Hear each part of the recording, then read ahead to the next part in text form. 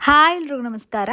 ಮನೆಯಲ್ಲಿ ಚಿಕ್ಕ ಮಕ್ಕಳಿದ್ದಾರೆ ಅಂದರೆ ಅವರು ನಮ್ಮ ರಿಫ್ಲೆಕ್ಷನ್ನೇ ಆಗಿರ್ತಾರೆ, ಹೌದಲ್ವಾ? ನಾವು ಹೇಗೆ ಮಾಡ್ತೀವಿ, ಏನೇನು ಮಾಡ್ತೀವಿ ಪ್ರತಿಯೊಂದನ್ನು ಅಬ್ಸರ್ವ್ ಮಾಡ್ತಾ ಇರ್ತಾರೆ. ಎಷ್ಟೇ ಚಿಕ್ಕ ಮಕ್ಕಳು ಆದ್ರೂ ನಮ್ಮನ್ನ ಇಮಿಟೇಟ್ ಮಾಡೋದಕ್ಕೆ ನೋಡ್ತಿರ್ತಾರೆ.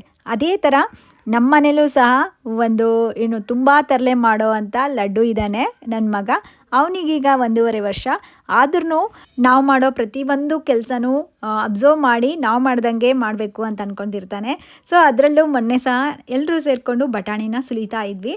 ಸೊ ತನಗೆ ಯಾವ ಥರ ಮಾಡಬೇಕು ಅಂತಲೂ ಗೊತ್ತಿಲ್ಲ. ನೋಡ್ಕೊಂಡ ಸ್ವಲ್ಪತ್ತು ಪಟ್ ಅಂತ ಹೇಳ್ಬಿಟ್ಟು ತಾನು ಎಷ್ಟು ಚೆನ್ನಾಗಿ ಬಟಾಣಿನ ಸುಲಿತಾ ಇದ್ದಾನೆ, ನೀವೇ ನೋಡಿ. ಅದನ್ನು ಸಹ ಸಿಪ್ಪೆ ಸಹಿತ ಬಿಸಾಕಬೇಕು, ಬರೀ ಕಾಳುಗಳಷ್ಟೇ ಬೌಲಲ್ಲಿ ಹಾಕಬೇಕು ಅಂತೇಳಿ ಮಾಡ್ತಾ ಇದ್ದಾನೆ. ಈಗಿನ ಜನ್ರೇಷನ್ ಮಕ್ಕಳಿಗೆ ಏನು ಹೇಳ್ಕೊಡೋದೇ ಬೇಡ. ತಂದೆ ತಾಯಿಗಳು ಮನೆಯಲ್ಲಿ ಯಾವ ಥರ ಇರ್ತೀವಲ್ಲ, ಸೊ ಅದರ ರಿಫ್ಲೆಕ್ಷನ್ನೇ ಅಂತ ನನಗನ್ಸುತ್ತೆ. ನಿಮಗೇನು ಅನಿಸುತ್ತೆ ಹೇಳಿ. ಆ್ಯಂಡ್ ಇಲ್ಲಿ ನೋಡಿ, ನಮ್ಮ ಲಡ್ಡು ಸುಲಿಯೋದನ್ನ ನೋಡಿಬಿಟ್ಟು ನಮ್ಮ ಪಿಂಟುನು ಸಹ ಅವ್ನ ಪಕ್ಕಕ್ಕೆ ಕುತ್ಕೊಂಡು ಬಟಾಣಿ ಸುಲಿದು ಕೊಡ್ತಿದ್ದಾನೆ. ಆಹಾ, ನೋಡೋದಕ್ಕೆ ಎಷ್ಟು ಕ್ಯೂಟ್ ಅನಿಸುತ್ತಲ್ಲ. ಸೊ ಇದು ಒಂದು ಕ್ಯಾಶುವಲ್ ವ್ಲಾಗು, ಶುಕ್ರವಾರದ ಮಿನಿ ವ್ಲಾಗ್ ಆ್ಯಕ್ಚುಲಿ. ನಾನು ನೈಟ್ ಸೂಪ್ನ ಪ್ರಿಪೇರ್ ಮಾಡ್ಕೊಳ್ಳೋದಕ್ಕೆ ಬಟಾಣಿನೆಲ್ಲ ಸುಲ್ಕೊಳ್ತಾ ಇದ್ದೆ. ಸೊ ಆ ಟೈಮಲ್ಲಿ ಈ ಕ್ಲಿಪ್ಪಿಂಗ್ಸ್ನ ತೊಗೊಂಡಿದ್ದೆ.